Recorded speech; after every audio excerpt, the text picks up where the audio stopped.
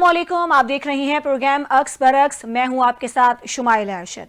नाज़रीन, पाकिस्तान की सियासी तारीख में 9 मई 2023 का दिन एक तारीख बाप के तौर पर याद रखा जाएगा। एहतजाज की आड़ में रियासती तंसीबात को निशाना बनाया गया और कानून की अमलदारी को खुला चैलेंज दिया गया। बिलाखिर 2 साल से ज़ायद का अरसा गुजरने के बाद अदलिया ने इन वाकयात में मुलव्विस अफराद के खिलाफ फैसला कुन कार्रवाइयां शुरू कर दी हैं। पंजाब असम्बली में अपोजिशन लीडर और PTI के मरकजी रहनुमा मलिक अहमद भच्चर को लाहौर की इंसदाद दहशतगर्दी अदालत ने 10 साल कैद की सजा सुनाई है। उनके साथ रुकन कौमी असम्बली अहमद चट्ठा समेत मुतादिद अफराद को भी सख्त सजाएं सुनाई गई हैं। ये फैसले महज इनफरादी नहीं हैं, बल्कि एक बड़े कानूनी अमल का तसलसल है। 9 मई वाक़े के फौरन बाद तकरीबन 1900 से ज्यादा अफराद की गिरफ्तारियां अमल में लाई गई, जिनमें से 209 अफराद को सजाएं भी दी जा चुकी हैं। कुछ फौजी अदालतों से जबकि कुछ इंसदाद दहशतगर्दी अदालतों से सजाओं का सामना कर चुके हैं। अब सवाल ये पैदा होता है कि क्या ये अदालती इकदाम एक नया सियासी और कानूनी बाब खोल रहे हैं?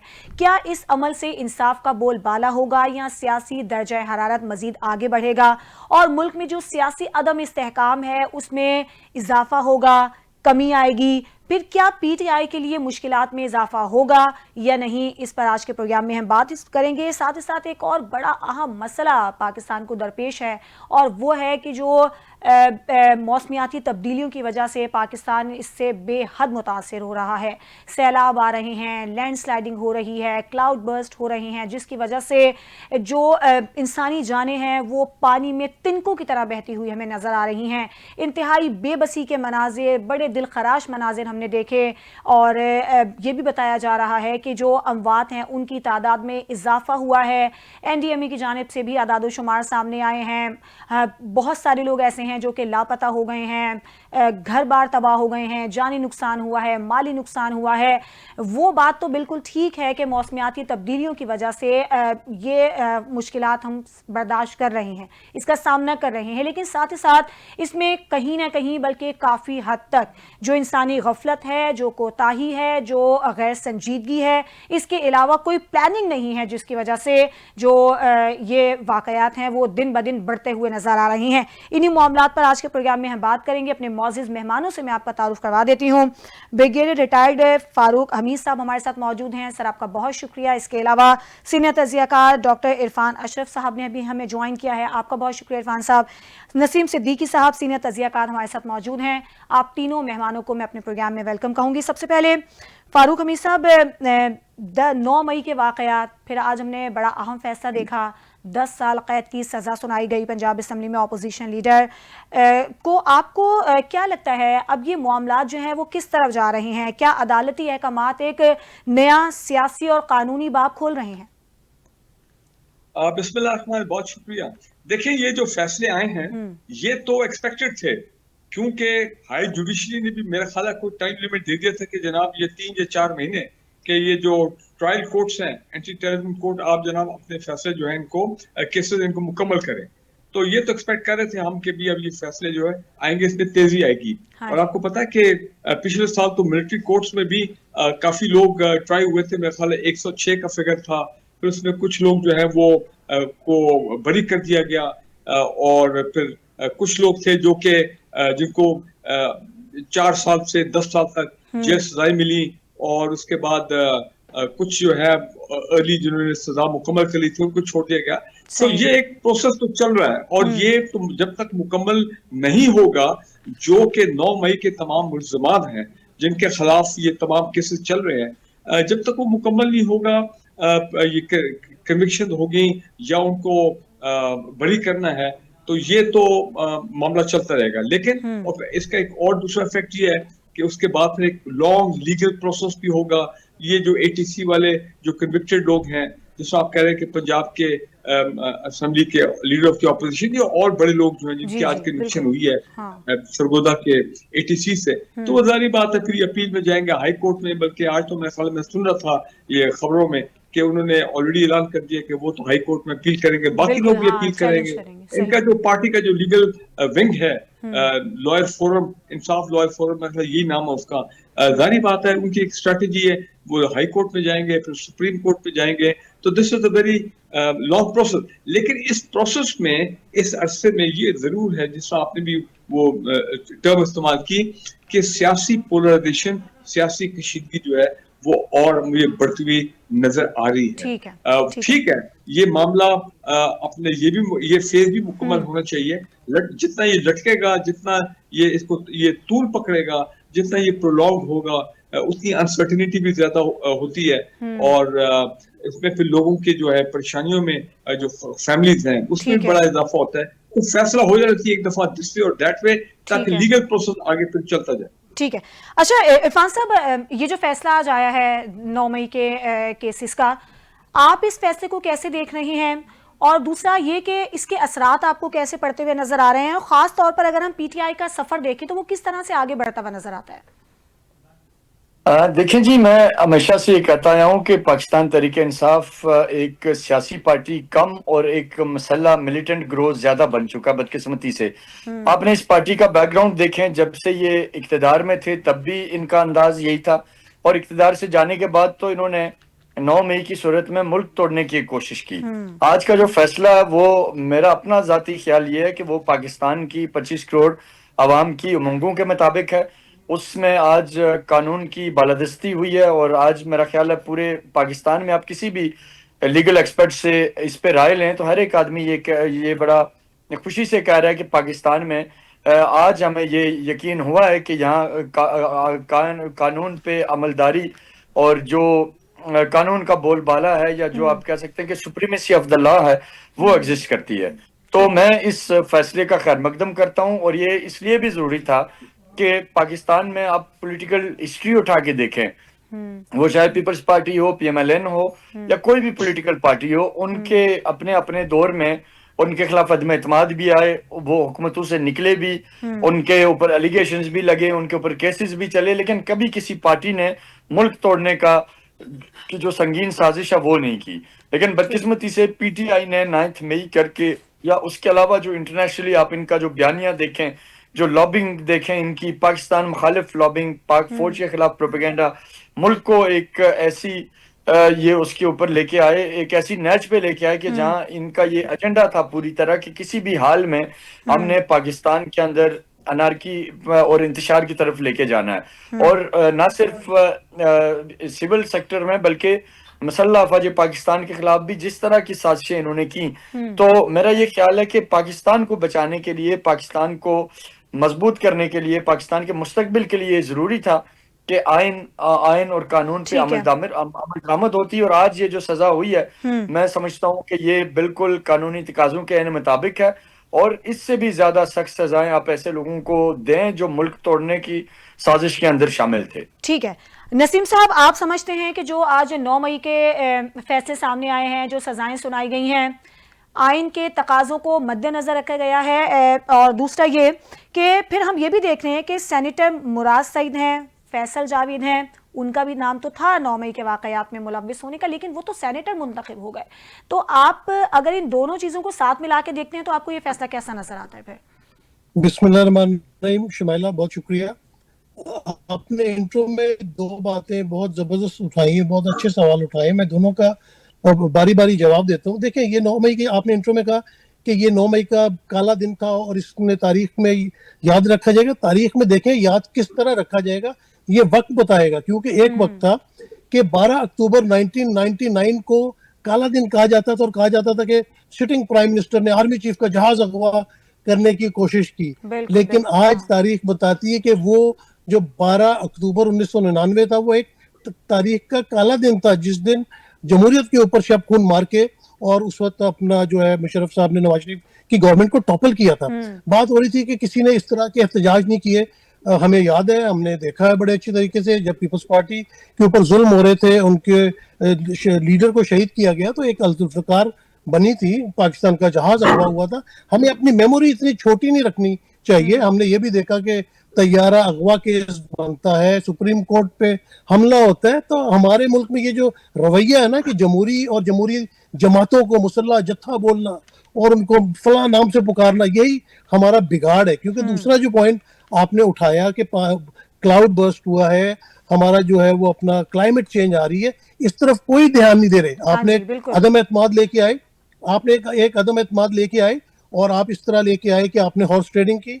बेनजीर दौर में भी जो है वो उसामा बिन लादेन के पैसों से जो है वो अदम एतमाद लाई गई। तो जब जमहूरियत को आप शबखून मारते रहेंगे, अभी मेरे भाई ने कहा कि कानून का बोल बाला है, मैं तो कहता हूँ कानून का मुंह काला है। कौन से ये कानून के तहत फैसले आ रहे हैं, जिस तरह फैसले आ रहे हैं, जहां से फैसले लिखे आ रहे हैं, सबको पता है। तो 9 मई पे वसीम साहब तो ये चाहते हैं शायद कि मुल्क के अंदर दहशतगर्दी की इजाजत दे दी जाए।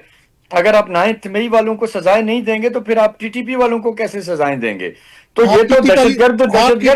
पीटीआई और टीटीपी में आपको क्या फर्क नजर आ रहा है? वालों को आप दे, टीटीपी वालों को सजा आप दे, कुलभूषण को सजा, ठीक, उनको नहीं देते। तो ऑलरेडी बात सुने, मेरी बात सुने। आपने अभी पहले उनकी बात मुकम्मल होने दें। इरफान साहब, आपसे मैं राय लेती हूँ। 25 करोड़ आवाम की बात की। 8 फरवरी 2024 को 9 मई के बयानिए को आवाम ने उड़ा के रख दिया था। आपने उस मुल्क के अंदर जो आपने आइन और कानून के साथ इस वक्त जो खिलवाड़ कर रहे हैं, उसका नतीजा सामने आ रहा है। अरबों खरबों की करप्शन हो रही है, नजर आ रहा है। क्या निगरान दौर, क्या मौजूदा दौर, सब में करप्शन उरूज पे हो रही है। सिर्फ आपने 9 मई को एक बहाना बनाया हुआ है क्योंकि आप इमरान खान पीटीआई का सियासी मैदान में अब मुकाबला नहीं कर सकते। तो बस अब 9 मई के पीछे छुपते हैं, 9 मई को भूलना नहीं चाहते, क्योंकि उसी की आड़ में इन्होंने सजाएं भी देनी है। इन्होंने फार्म 47 पे कौमी असेंबली, सूबाई असेंबली, सेनेट भी बना दिया, फिर मखसूस नशिस्तें भी छीन ली। अब जो है वो और मजीद अपोजिशन लीडर को सजा देके जो बची कुची सीटें वो भी छीनने को जा रहे। तो हमें हकायक को मद्देनजर रखते हुए बात करनी चाहिए। सारी दुनिया देख रही है, दुनिया के पास शऊर है, सोशल मीडिया मौजूद है। आप मीडिया को जितना कंट्रोल कर लें उससे क्या होता है। सोशल मीडिया के ऊपर आप देख लें, आज आप इमरान खान को रिहा करें, एक तस्वीर उसकी बाहर निकाल दें, आप देखें कि क्या हाल होता है। आप बात करते हैं जी के पीटीआई वो अपना लश्कर है, फलां है, तो आवाम को पसंद है। भाई जमहूरियत तो यही होती है कि जो आवाम को पसंद है, आवाम ने हमेशा ये कहाँ की जमहूरियत है वसीम साहब के? आप एक सियासत की आड़ में आप दहशतगर्दी करें, मुल्क में जलाओ गिराव करें, फौजी तनसीबात जलाएं, आप जिना हाउस तक जला डालें। ये कहाँ की जमहूरियत है? ये किस मुल्क में डेमोक्रेसी की इजाजत है? आप इस वक्त जिस मुल्क में बैठे हैं, क्या आप अभी निकले ना बाहर लंदन के किसी एक चौक में आग लगाएं, फिर वो आपको बताएंगे डेमोक्रेसी किसे कहते हैं। जी जी बिल्कुल। यहाँ पे आग भी लगती है, किसी यहाँ पे मिलिट्री इंस्टॉलेशन के बाहर या वहां बैठ के किसी उनके इदारों के खिलाफ बात करें, आपको अगले 10 मिनट में वो बता देंगे कि यहाँ पे एहतजाज करने वाले को और पाकिस्तान के लिए आपको बाहर बैठ के याद आ डेमोक्रेसी होनी चाहिए या मारदाड़ होनी चाहिए। आपको इन चीजों को काइंडली समझें। ये डेमोक्रेसी नहीं है, ये टेररिज्म है। समझता हूँ, मैंने तो पाकिस्तान की सियासत को बड़े करीब से देखा हुआ है, ठीक है ना, वहां पे यही होता है। लेकिन आप ये जो दूसरी बात करप्शन की आपने की, कोस्तान करप्शन स्कैंडल आपने देखा अभी? आपके एक कंट्रैक्टर के घर से, आपके एक कंट्रैक्टर के घर से 17 अरब रुपए बरामद हुए। आप जी आप यही कहते थे नहीं आएगी, लेकिन आप बाकी चीजों पर बात करेंगे जो है। जी मैं करूंगा बात, मैं करूंगा ना बात, मैं करूंगा बर्बाद किया। आप परवेज खटक के ऊपर बड़े इल्जाम थे सारे करप्शन के, अब आपने उनको गोद में उठाया हुआ। आपका परवेज खटक किसका वजीर आला था? चलो हमारा था, सजा देते ना, उसको सजा देते, उसको गोद में क्यों बिठा लिया? आप फराग होगी को गिरफ्तार करने का मुतालबा क्यों नहीं करते? आप उस्मान बुजदार की तहकीकात क्यों नहीं करते? आप और मैं तो कहता हूँ सबकी करें, उसके ऊपर बात क्यों नहीं करते? मैं तो कहता हूँ सबकी करें, मैं तो कहता हूँ शर्जील मेमन की भी करें, जरदारी साहब की भी करें, जो आपने लेकिन आप अली अमीन गंडापुर की जब बात आती है आप नहीं बोलते, जब आजम तो क्यों नहीं बोलते? मैं तो कहता हूँ आपकी जुबान को ताला लग जाता है जब आप उस्मान बुजदार की बात करें, आपकी जुबान को ताला लगता है। मैं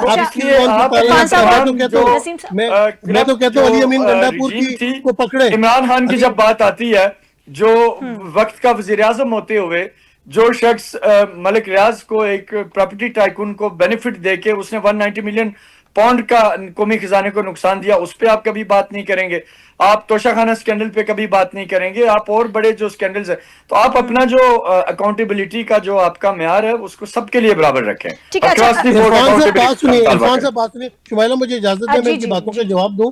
मैं तो कहता हूं कि आप बिल्कुल तोशाखाना में इमरान खान की इंक्वायरी करें, बुशरा बीबी की इंक्वायरी करें, लेकिन खुदा के वास्ते ये जाली और झूठ वाली बातें, 190 मिलियन पाउंड किधर पड़ा हुआ है? शहबाज शरीफ उसको इस्तेमाल कर रहा है, 2 नंबर केस वो जो जुर्माना 190 मिलियन पाउंड मलिक रियाज ने देना था सुप्रीम कोर्ट को, आपने उसको बचा के अब मेरी 190 मिलियन इरफान साहब आप पहले मेरी बात सुन लें, इरफान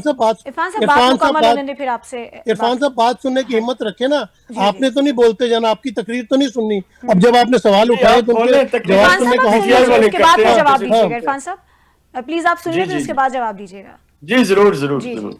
यही जरदारी साहब थे जिन पे फेक अकाउंट बनाए गए, उसका क्या बना? यही शहबाज शरीफ थे जिनके ऊपर मनी लॉन्ड्रिंग के केसेस बनाए गए, जब साबित होने वाले थे आपने उनको प्राइम मिनिस्टर बना दिया। इमरान खान पे करप्शन के केसेस है, आप उनको सजा दें।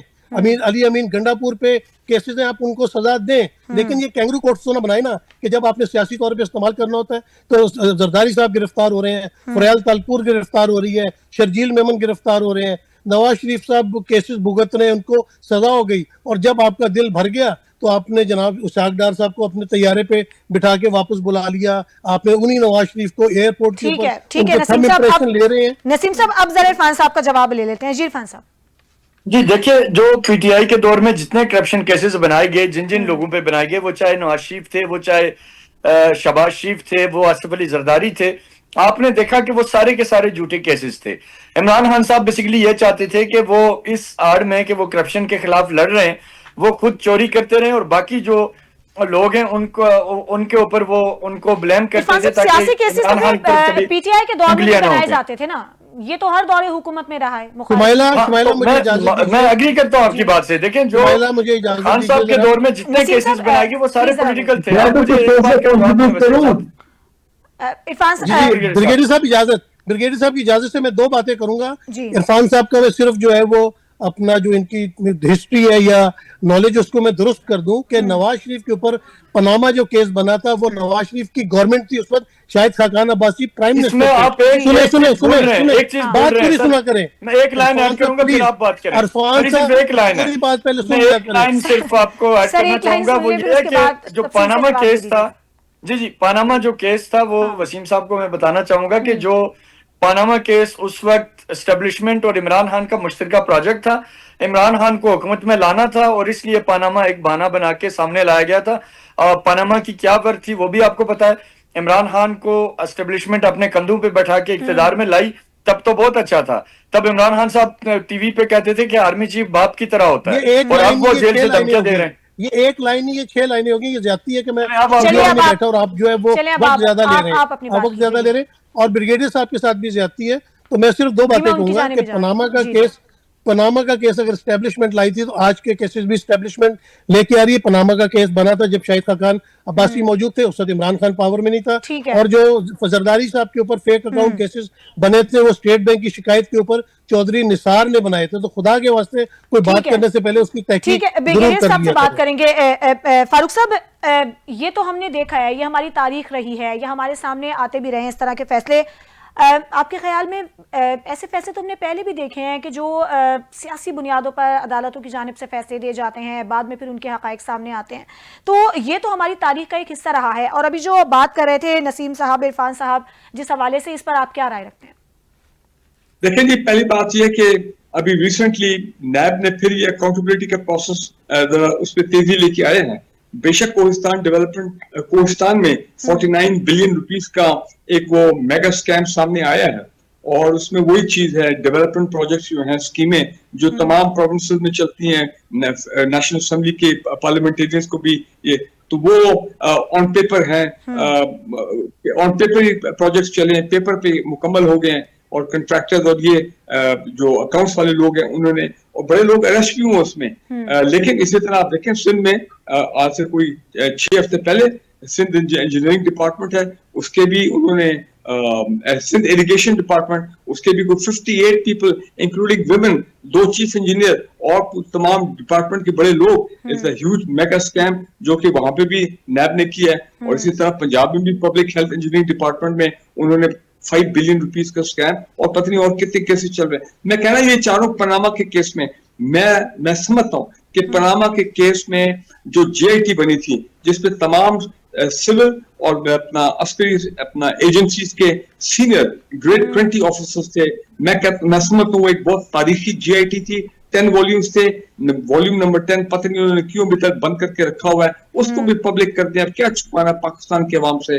और वो वाकई उसी के बेसिस के ऊपर फिर जनाब सुप्रीम कोर्ट की डायरेक्शन पे नैब ने वो केसेस किए और फिर वो कन्विक्शन हुई। बाद में फिर हालात बदल गए, हवा का रुख बदल गया, तो फिर वो केसेस तो हमने देखा उनके साथ क्या हुआ। तो आई एग्री कि कभी कोई केसेस जो है उनमें पॉलिटिकल मोटिवेशन नहीं होनी चाहिए, उसमें पॉलिटिकल विक्टिमाइजेशन नहीं होनी चाहिए। और मेरा ख्याल है अब नैब ने यही प्रोसेस शुरू किया है कि जनाब वो बिल्कुल अक्रॉस द बोर्ड करेंगे, अबव बोर्ड होके।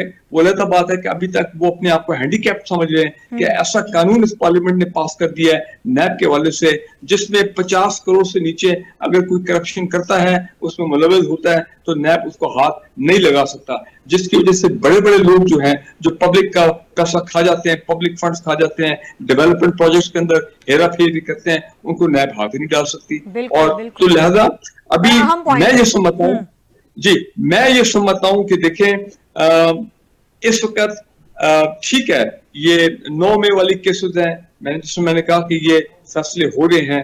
अब इसमें बड़े बड़े मैं देख रहा हूँ चंद घंटों से बड़े वो उसमें ऑब्जर्वेशन भी लोगों की आ रही है कि जी यहाँ इंसाफ हुआ, यहाँ इंसाफ नहीं हुआ, यहाँ इंसाफ होना चाहिए वगैरह। तो ठीक है, लेकिन ये सवाल उठ रहे हैं, लेकिन भारत जिसको मैंने कहा कि ये अब जो आगे प्रोसेस चलेगा उसमें फिर ये तमाम चीजें उठेंगी and let this process take its natural course. लेकिन इंपॉर्टेंट चीज खुदा समझने की करें कि जिस तरह कल किसी ने बड़ी खूबसूरत बात की है, जो कल से नैरेटिव चल रहा है अपने कि जनाब अगर एक मुफाहमत का फार्मूला टाइप चीज नजर आती है हमें, ये KPK में जो सेनेट के इलेक्शन हुए हैं बिल्कुल एक फार्मूला नजर आता है, तो जनाब ये फार्मूला फिर पाकिस्तान के ओवरऑल पाकिस्तान की सियासत में ऐसा फार्मूला क्यों नहीं बन सकता जिसमें बजाय ये कि लोग आपस में गुत्थम गुत्था हो जाएं, ये पकड़ दकड़ वो बिल्कुल एक दूसरे के गिरबान पकड़ लें, बेहतर है कि मुफाहमत के साथ बैठ के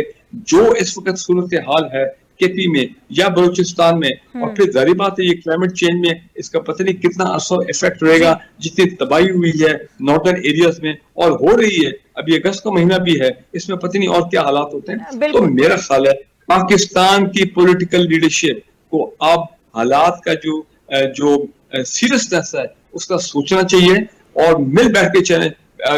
हमारे मोहतरम ये जो उन्होंने बड़ा सही कहा, ये हमारे बड़े सीनियर ये जो पॉलिटिशियन हैं जो पहले चेयरमैन सेनेट भी थे रजा रबानी साहब, उन्होंने चंद दिन पहले बड़ा अच्छा एक लेटर आउट किया।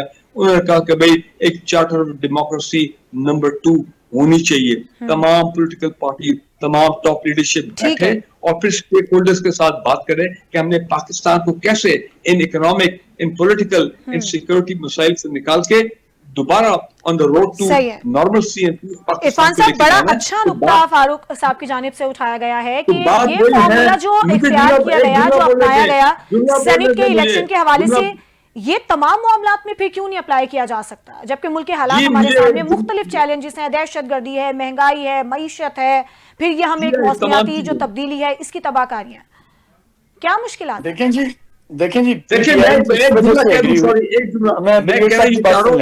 पाकिस्तान की, मैं 2 दिन पहले भी लाहौर एक सेमिनार में बैठा हुआ था, वहां पे हमारे राइटर्स थे, अदीब थे और सिविल सोसाइटी के लोग, सब ने ये एग्री किया कि जनाब पाकिस्तान इस वक्त को चाहिए सियासी मुफाहमत, पॉलिटिकल रिकंसिलिएशन, पॉलिटिकल डायलॉग, ताकि पाकिस्तान को इन खौफनाक ये जो ऑल राउंड किस्म के हालात है इनसे निकाला जाए। तो मैं तो यही कहूंगा कि अभी ये बस बहुत हो गया, ठीक है ये सजाएं, ये सब लीगल प्रोसेस चलना चाहिए, लेकिन खुदारा for the sake of Pakistan let's all sit together and sort it out for the sake of Pakistan. ठीक है। नसीम साहब, आप क्या समझते हैं, ये फॉर्मूला क्यों नहीं अप्लाई किया जा सकता? क्या हुकूमत संजीदा नहीं है? दूसरी जानिब जो हम पीटीआई की सियासत देखते हैं वो मुज़ाकरात पर किसी कदर आमादा नहीं हो रहे। आज भी हमने देखा कि ये बयान दिया गया उनकी जानिब से, बैरिस्टर गौहर की जानिब से, कि मुज़ाकरात का वक्त ख़त्म हो गया है, अब एहतजाज होगा, बानी पीटीआई खुद लीड करेंगे, जो एक तहरीक शुरू होने जा रही है 5 अगस्त से। तो ऐसे तो मुल्क कैसे चलेगा? मुज़ाकरात कैसे होंगे? जहाँ अपना मतलब होता है, जहाँ अपना मफाद होता है, वहाँ पर सेटलमेंट कर ली जाती है। वैसे इस बात की देखिए मैं आपको बताता हूँ कि ये जो चार्टर ऑफ डेमोक्रेसी की बात हुई, मैं इसका आई विटनेस था। लंदन में तमाम मामलात मेरे सामने हुए थे, उस वक्त मैंने एक्सप्रेस न्यूज की तरफ से तमाम कवर करता था। उसमें ये हुआ कि जो एक चार्टर ऑफ डेमोक्रेसी की क्लॉज 6 थी, उसमें ये तय पाया था कि कोई भी मिलिट्री एस्टेब्लिशमेंट के साथ राब्ता नहीं करेगा। इधर होटल में सिग्नेचर होते हैं, सिग्नेचर होने के बाद उस वक्त एक ब्रिगेडियर नियाज साहब होते थे, ब्रिगेडियर साहब बड़ी अच्छी तरह जानते होंगे, बड़े राइट हैंड थे मुशर्रफ साहब के। शहबाज शरीफ साहब उनको मिलने चले गए और बेनजीर भुट्टो दुबई फ्लाई कर गए और वहां जाकर उन्होंने मुशर्रफ साहब से मुलाकात की। मैं माजरत के साथ बड़ी अच्छी उन्होंने अपना जो सजेशन दी है अपना ब्रिगेडियर साहब ने, लेकिन मैं इख्तलाफ करूंगा। मैं नहीं चाहता कि रिकंसिलिएशन हो, ये सब इकट्ठे बैठ जाए। भाई पाकिस्तान को लूटने वाले भी ये और ये फिर इकट्ठे बैठ जाए। पाकिस्तान में रूल ऑफ लॉ होना चाहिए, हमारी अदलिया हमारे जजों को आजाद होना चाहिए, आइन और कानून की बालादस्ती होनी चाहिए। आप भले इमरान खान को उसमें टांग दें, बुशरा बीबी को टांग दें, बुजदार को टांग दें, अली अमीन गंडापुर को टांग दें, मुझे किसी पे कोई एतराज नहीं। मैं कहता हूँ पाकिस्तान में रूल ऑफ लॉ होना चाहिए, आइन और कानून की बालादस्ती होनी चाहिए। कोई जो है ना अपना क्या कहते हैं नेपोटिज्म है या रिकंसिलिएशन में, फिर वही कौन रिकंसिलिएशन करेगा? वही जरदारी साहब बैठ जाएंगे, वही अनवर मजीद बैठ जाएंगे। यानी कि अभी बात हो रही थी इतनी बड़ी करप्शन की, एक वक्त के शर्जील मेमन के घर से 2 अरब रुपए बरामद हो रहे थे और आज वो वजीर इत्तलात बने बैठे हुए। तो भाई ये जो कानून का मजाक उड़ाना ना, इसको खत्म कर दे। मुल्क में कानून की हुक्मरानी लेके आए। जो सियासतदान, जो ब्यूरोक्रेट, जो बाकी लोग इसमें इन्वॉल्व होते हैं, उनको सजाएं मिलनी चाहिए। ये नहीं हुआ कि एक वक्त आया, एक बंदे की हुकूमत आई तो उसने आके, दूसरा उसका फेवरेट था वो उसको कंधों पे बिठा के ले आया, दूसरा आया तो अपने बंदे को ले आया। ये चीजें नहीं होनी चाहिए, मुल्क में कानून की हुक्मरानी होनी चाहिए। ठीक है, बिल्कुल सही फरमाया सर। अब जरा एक और बड़े अहम मसले की जानिब आते हैं। यकीनन आपके सामने सारी सूरत हाल है, जिस तरह से पाकिस्तान सैलाब का सामना कर रहा है, खासतौर पर केपी में, गिलगित बल्तिस्तान में, पंजाब में जो सैलाबी सूरत हाल है, कई कीमती जानें ज़ाया हो गई हैं। इतने दिल खराश वाक़े देखने में आ रहे हैं कि जिस तरह इंसान तिनकों की तरह बहते हुए इन सैलाबी रेलों में जा रहे हैं। आपके ख्याल में इसका जिम्मेदार कौन है? कुदरती आफत तो यकीनन है, उसका हम सामना कर रहे हैं, जो क्लाइमेट चेंज है, लेकिन आपको नहीं लगता कि हमने इस पर कोई तैयारी नहीं कर रखी? जो हुकूमत की संजीदगी है वो नहीं है। 3 साल में कोई एक ऐसा इकदाम हुकूमत की जानिब से उठाया गया कि हम इन मामलात को कम से कम एड्रेस करें या इनको हल करने की कोशिशें करें? जी इरफान साहब। जी देखिए, जो हमारी डिजास्टर मैनेजमेंट अथॉरिटीज हैं, जैसे कि एनडीएमए है या इसी तरीके से सिविल गवर्नमेंट के भी कुछ इदारे हैं, तो इसमें कोई शक नहीं है कि ये अपनी तैयारी इनकी नहीं होती। और बिलखुसूस अगर हम देखें अभी जो वाकया पेश आया स्वात में, जिसमें आपने देखा कि एक पूरा खानदान वो सैलाब की नजर हो गया, सब के सब लोग उसमें शहीद हो गए। कल आप देखें बाबूसर टॉप पे अभी तक वहाँ लोग मलबे तले दबे हुए हैं और उनको रेस्क्यू नहीं किया जा रहा। इसी तरीके से मैं खुद कल रात आ रहा था आज़ाद कश्मीर से इस्लामाबाद, तो तकरीबन 7 घंटे लगे एक छोटी सी स्लाइड को क्लियर करके गवर्नमेंट को निकालने के लिए। इस सारी चीज़ों का जो मैं जिम्मेदार समझता हूँ, बेसिकली वो हमारे जो डिजास्टर मैनेजमेंट के जो इंस्टीट्यूशंस हैं वो अपना काम नहीं कर रहे। हालांकि उनके पास बजट की कमी नहीं है, पैसा बेशुमार है। चाहे आप पीडीएमए बलूचिस्तान देख लें तो आपको हैरत होगी कि इतना पैसा वहां जा रहा है, लेकिन जब वहां ये पिछले अरसे में फ्लड आया तो ऑन ग्राउंड कुछ नहीं था। इसी तरीके से आप पीडीएमए पंजाब का बजट का एक दफा कभी जायजा लगाएं। इसी तरीके से आप आजाद कश्मीर के जो डिजास्टर मैनेजमेंट अथॉरिटी का पैसा है, जो केपी का है, तो प्रॉब्लम यह है कि इस पैसे के अंदर एक बड़े पैमाने पे करप्शन हो रही है। अगर हमने इस तरह के नेचुरल डिजास्टर का जो रिहेबिलिटेशन प्रोसेस है, ये जो रेस्क्यू प्रोसेस है, उसको इम्प्रूव करना है, तो उसके लिए सबसे पहले जरूरी है कि ये जो पीडीएम में हमारे मौजूद हैं, प्रोविजनल डिजास्टर मैनेजमेंट अथॉरिटीज चारों सूबों में और इसी तरह से आजाद कश्मीर और जीबी में, तो आपको सबसे पहले इनके ऊपर बड़ा स्ट्रॉन्ग चेक रखना पड़ेगा। क्योंकि जो पैसा इनको दिया जाता है कि इससे आपने हैवी मशीनरी खरीदनी है, या इससे आपने रोड क्लियरेंस करने के लिए ऑपरेटर्स लेना है, या आपने इस किस्म की हंगामी सूरत हाल के अंदर टेंट सिटी लगाना है, या आपने रिलीफ के दीगर ऑपरेशंस करने हैं, उस पैसे का बहुत बड़ा हिस्सा करप्शन के नजर हो जाता है। और रिजल्ट ये होता है कि जब कोई कुदरती आफत हमारे दरवाजे पे आती है तो तब ये भागदौड़ करते हैं, लेकिन उस वक्त जाहिर सी बात है वो रिसोर्सेज जो उस काम के लिए आए होते हैं वो उनके पास होते नहीं है, क्योंकि वो पहले ही करप्शन की नजर हो चुके होते हैं। तो मैं ये समझता हूँ कि अक्रॉस द बोर्ड कौन किस सूबे में किस गवर्नमेंट की पार्टी है, किस पार्टी की गवर्नमेंट है, इसको आप नजरअंदाज करते हुए जितने डिजास्टर मैनेजमेंट अथॉरिटीज के इदारे हैं सबसे पहले इनका एक स्ट्रॉन्ग ऑडिट करें। उस ऑडिट के बाद जहां जहां ये गिल्टी पाए जाएंगे, और हर जगह गिल्टी हैं, इनके डीजीज को, इनके उन महकमों के सेक्रेटरीज को और इवन मिनिस्टर्स को आप एक दफा अकाउंटेबिलिटी के दायरे में लेके आए। करप्शन का जो खमियाजा है वो बेचारे प्रॉब्लम है। आपको मैं यकीन से कहता हूं कि आपको मैं यकीन से कहता हूं कि चाहे जलजले आए, चाहे सैलाब आए, दुनिया के हर मुल्क में ये कुदरती आफात आती है ना, क्या सिर्फ लेकिन वहाँ इनसे निपटने के लिए तैयारियां होती हैं, लेकिन हम तो इस हवाले से बड़ी होती है। रात मैं आपको बताऊं, आज रात की बात है कि मैं 7 घंटे आजाद कश्मीर से इस्लामाबाद आते हुए कोहटा के करीब हम फंसे रहे, और एक छोटी सी लैंडस्लाइड थी जिसको क्लियर करने के लिए 7 घंटे वो भी हमने ट्वीट किए। तो कई मीडिया के दोस्तों करें कि आप खैरियत से पहुंच गए हैं। तब कहीं वो हमारा पहुंचना हुआ। नसीम साहब के सामने जानिब जाऊंगी। नसीम साहब, जैसे कि अभी बात की इरफान साहब ने भी की, एनडीएमए है, पीडीएमए है, आपको लगता है कि इनके दरमियान कोई कोऑर्डिनेशन है? फिर जो एक ये नुक्ता उठाया गया है कि यहाँ भी करप्शन है जिसकी वजह से जिस तरह के आलात खरीदने चाहिए वो नहीं खरीदे जा रहे, मशीनरी है, और क्या इनके पास कोई कैपेसिटी है इस तरह के हालात से निपटने के लिए? बजट में क्या इस हवाले से कोई संजीदगी का मुजाहरा किया जाता है, कोई खास रकम मुख्तस की जाती है? देखिए, बात उन्होंने बिल्कुल ठीक की है। करप्शन ही ने तो इस मुल्क को तबाह किया हुआ है। हाँ। और जब ये देखें, ये कोई नेचुरल क्लाइमेट ही आती है ना, इसमें ये दुनिया में आती है और इसका कोई कंट्रोल नहीं होता, ठीक है ना।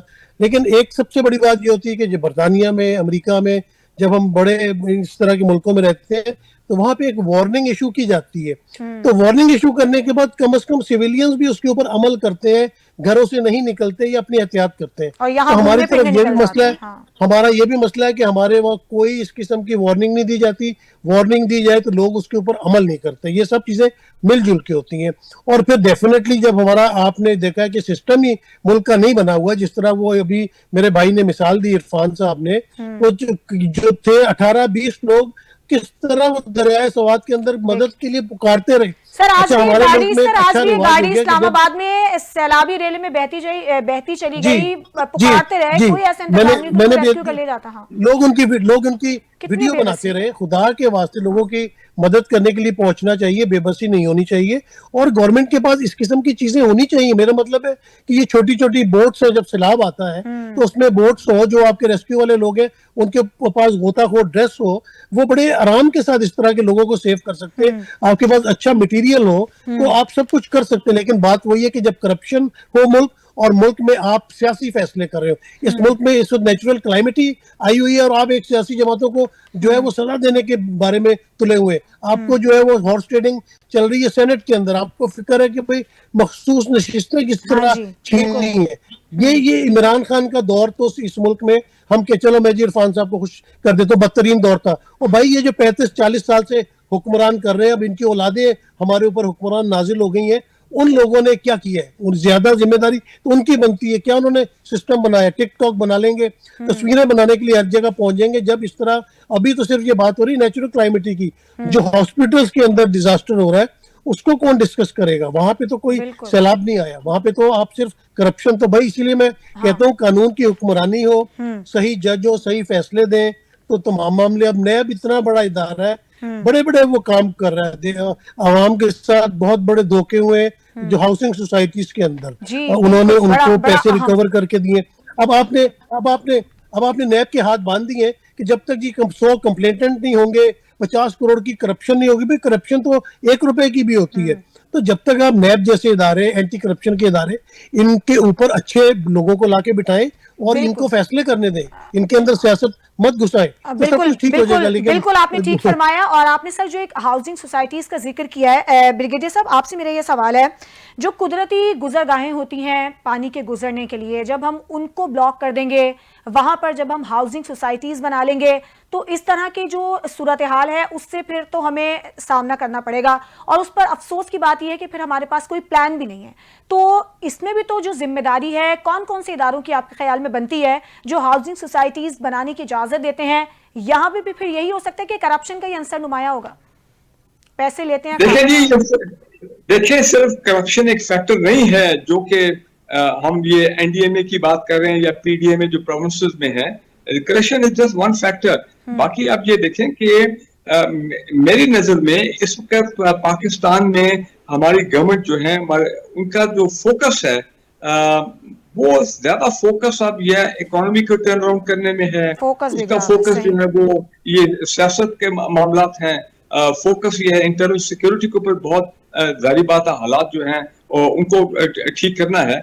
तो ये जो क्लाइमेट चेंजेस के जो इफेक्ट आ रहे हैं पाकिस्तान में, जारी बात है जिम्मेदारी तो एनडीएमए की है, लेकिन एनडीएमए की कैपेसिटी की भी आपने बात की थी। देखिए मुझे आप ये बताएं कि अभी हाल ही में जो वर्ल्ड बैंक गालिबन ने 1.3 बिलियन डॉलर्स हमें दिए हैं और फेजेस में शायद पहली इंस्टॉलमेंट $300 मिलियन की है क्लाइमेट चेंज के जो इफेक्ट पाकिस्तान पे आया है, for to help Pakistan fight back and counter the climate change और उन हालात को ठीक करना। मुझे ये बताएं आज तक उसका कोई रोड मैप सामने आया है कि हमने क्या इक्विपमेंट खरीदना है, हमने क्या एक्सपर्टीज हासिल करनी है, हमने मजीद अपनी जो ऑपरेशन रेडीनेस है एनडीएमए की और सूबों की और coordination between federal and provincial, उसको हमने कैसे बेहतर करना है। ठीक है ना जी, ऐसी कोई बातें कोई नहीं की फुकदान है सर इसमें।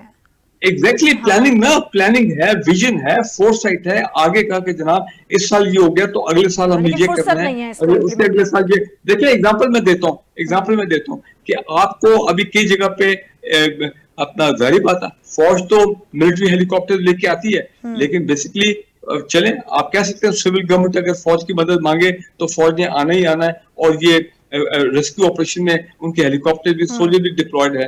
लेकिन मैं समझता हूँ जो हमारे सिविल अदारे हैं एनडीएमए के अंदर, इनके पास हेलीकॉप्टर होने चाहिए, पीडीएमए के पास हेलीकॉप्टर होने चाहिए। ये नहीं कि हर चीज पे आप फौज की तरफ भागे, भाई उनके पास और भी काम बढ़े, इंटरनल सिक्योरिटी को भी संभालना है वगैरह वगैरह। तो ये इसके लिए आपने एक तैयारी करनी है, एक जामे प्लान बनाना है, मनसूबा बनाना है, इंटीग्रेटेड प्लान है। उस तरह की कोई मैं बात नहीं सुनता हूँ। हाँ ये मैं बातें सुनता हूँ कि आज जनाब मैं नाम नहीं लूंगा, फलां पार्टी के फलां जो सियासतदान है 20 बिलियन रुपीज मेरा ख्याल है या 15 अरब रुपए, बाकियों के लिए पता नहीं कितने कितने करोड़ रुपए पर एमएनए डेवलपमेंट। भाई ये अगर आपने पाकिस्तान को ठीक करना है, करप्शन को खत्म करना है, खुदा के लिए ये जो डेवलपमेंट वो जो प्रोजेक्ट्स है ना, डेवलपमेंट स्कीमों के लिए जो पैसा दिया जाता है पब्लिक मनी से, इसको मिनिमाइज करें और इस पे एक अच्छा ऑडिट होना चाहिए, चेक होना चाहिए। हमें तो आज तक पता ही नहीं है कि जितने पिछले चंद सालों में जब से ये सिलसिला शुरू हुआ है पार्लियामेंटेरियन जो ये करते हैं डेवलपमेंट प्रोजेक्ट, कौन कौन से प्रोजेक्ट किए, कितने प्रोजेक्ट मुकम्मल हुए, कितने प्रोजेक्ट पेपर पे चले गए, कितना पैसा जो है आगे पीछे हो गया, हमें पता है कोई नहीं है। Billion and billion rupees they go down the drain. इसी तरह बीआईएसपी है, हर दूसरे दिन मैं खबर सुन रहा हूँ कि बीआईएसपी में इस साल बीआईएसपी में 712 अरब रुपए मुख्तस किए गए हैं, 712 बिलियन रुपीज। ओ जनाब वो खबरें आती हैं इधर करप्शन उधर करप्शन, तो कि जनाब गवर्नमेंट के लो कोई एम्प्लॉइज हैं उनकी बीवियों के नाम जो है वो शामिल हुए हैं इसके अंदर अपना बीआईएसपी में।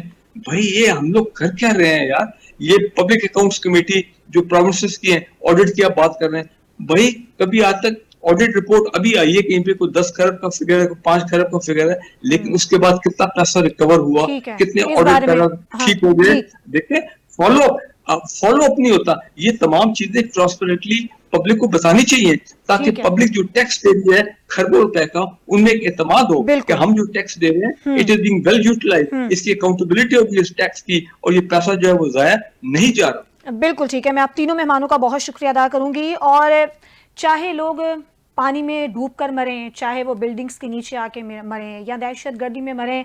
लेकिन अफसोस की बात यह है कि सारा का सारा नुकसान जो है वो सिर्फ और सिर्फ होता है इस मुल्क की गरीब आवाम को, जो बेबस हैं, मजबूर हैं, लाचार हैं, बहुत से मसाइल हैं। लेकिन जो अशराफिया है उनके अपने मसाइल हैं, वो अपनी सेटलमेंट में, अपनी सेटिंग में मसरूफ़ हैं। बड़े अफसोस का मकाम है। आज के प्रोग्राम से इजाज़त दीजिए। अल्लाह हाफ़िज़।